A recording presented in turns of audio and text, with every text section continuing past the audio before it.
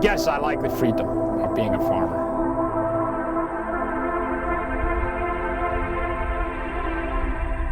It's nice haying in the sun. It's nice working with the animals. It's a lifestyle, and even though I have not made a financial success of it and maybe dug the family into a hole, I feel privileged that I'm a farmer. My name is Kjarval. I am here at Spring Lake Farm, and we farm here grass-fed beef and sheep and now pigs. We have probably on our own about 400 acres, some of it woodlot, and then I lease quite a bit of hay fields, and we make a lot of hay to carry the cows through the winter. This area here is just very well suited for pasture. You know, we are here at 2,000 feet, and the pasture doesn't really dry up in the summer. I find it just simplest to feed them hay and pasture. They deliver the fertilizer back to the pasture, and the input becomes much less. And I raise my cattle to finish, and to me it makes total sense to do it that way.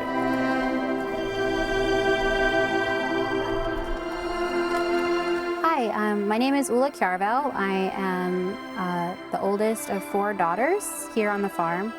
I think what makes me the proudest of it is that it's a working farm, and that we're providing food for people.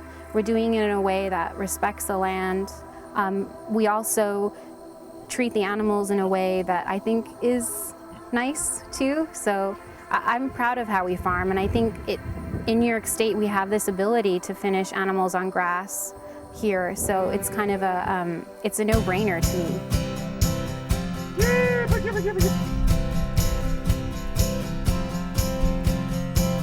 I believe that bringing agriculture back to upstate New York is the biggest hope today. This is Paxil. We didn't name him. He was named by the farmer before us, but he's a Tamworth boar. And as you can see, he's gargantuan. Hey, buddies. Hey, dears. Come here, guys. Come on. Yeah, I would have to say they're pretty happy. I mean, it's a little hot today and there's some flies, but generally they're really happy, and they do really, really well on the grass. They do really well on the grass. It's kind of interesting. It is a very different meat. It's just better. I don't know if it, do not know for what reason. It's not comparable in any way to the beef I've been eating for years from the stores. I mean, it tastes alive. My dad was talking a little bit about that, how when we started eating our own beef, he tasted that taste that he remembered from when he was a kid, and it just tastes better. You know, you can taste the grasses.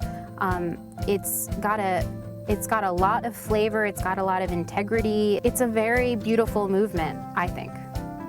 You do need a lot of land, but we're lucky because up here in upstate New York, a lot of the land is no longer in operation, so there's a great potential for grass finishing here. I think we have between 2 and 3 million acres of unused pasture land. The rainfall is good in the summertime.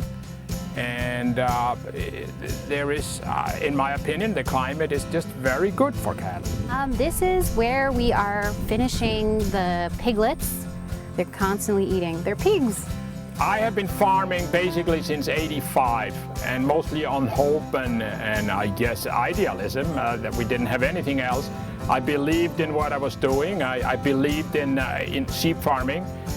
I never made a go of it financially. Some years where the losses were a little less. And then later I became aware of this grass-fed beef movement.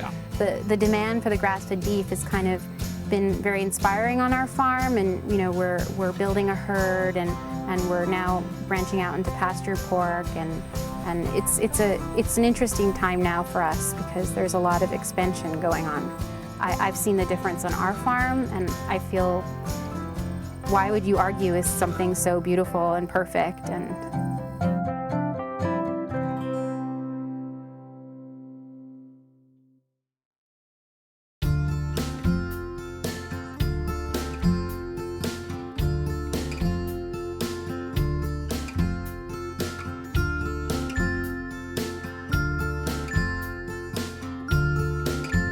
I think I'm compelled to be a farmer.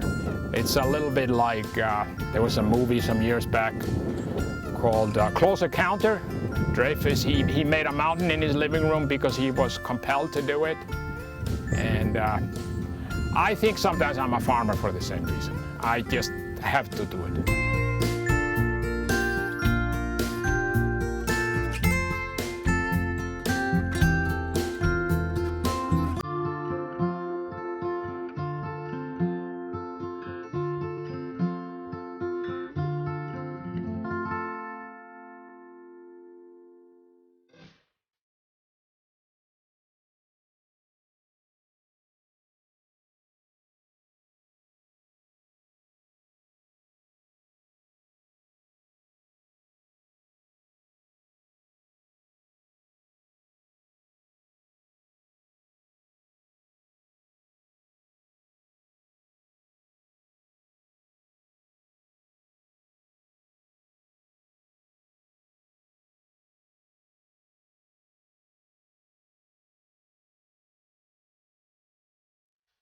What have you always wanted to do and you haven't had a chance to do yet?